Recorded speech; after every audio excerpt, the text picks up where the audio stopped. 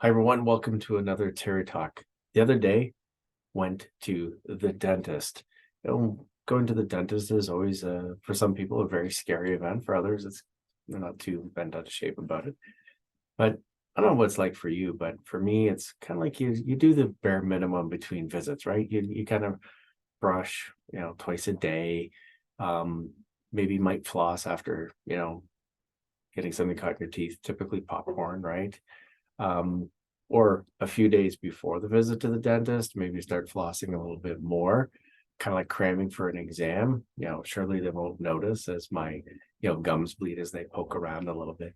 But why do you go to the dentist? Well, last what I was at, needed a little bit of cleaning, not surprising. Had a little cavity back here that needed a little bit of attention, and there's a crack in one of my teeth, forget where it is, but no big deal, but some attention needs to be paid and kind of keep things up to speed. So eventually, or that I don't eventually, have a mouth with no any teeth in it.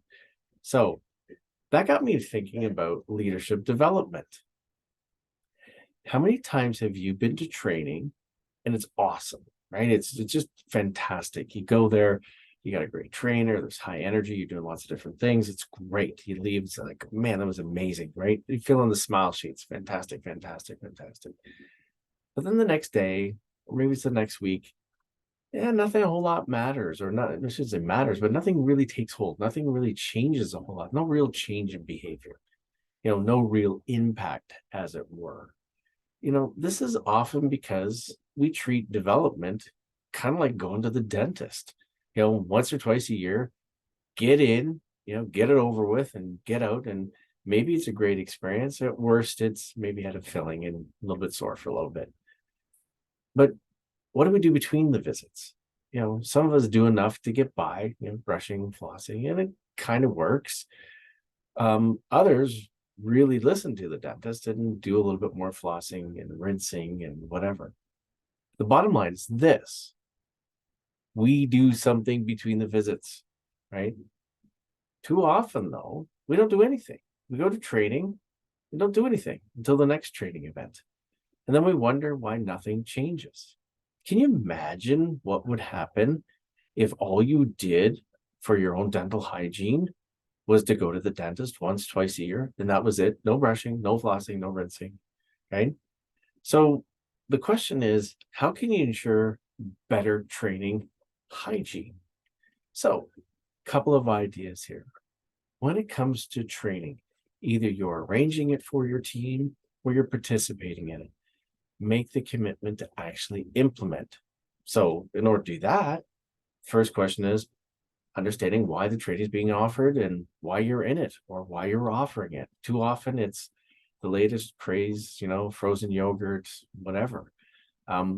Let's not do it just because it's the cool thing to do. Let's do it because it has an impact on our business. It's tied back to what we want to achieve, or it's tied back to a development goal of the individuals who are in the training session.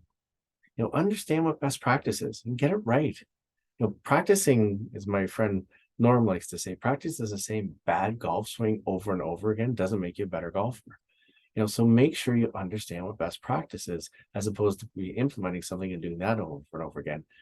Heavens knows that I've been taught several times that I've been brushing my teeth the wrong way for years. Who knew? Thought I was doing it right. And make the time to practice what's learned and give your employees time to practice what's learned. And then, like good dental hygiene, practice and do it every day. Training should be developmental, not a checkbox exercise. People should be better as a result of training, or at least not worse. And sometimes we see that. And our final point, and this is a big thing for us here at ARIA, is it's continuous. It's not a one and done. It's not an event. It's a continuous journey, right? If you're attending or you're arranging training for your people, that's one and done. I want you to think about that dentist as being your only source of dental care and rethink your approach. As always, love to hear your comments on this. Drop them in the chat box below. Don't forget to hit that subscribe button, and we'll see you again soon.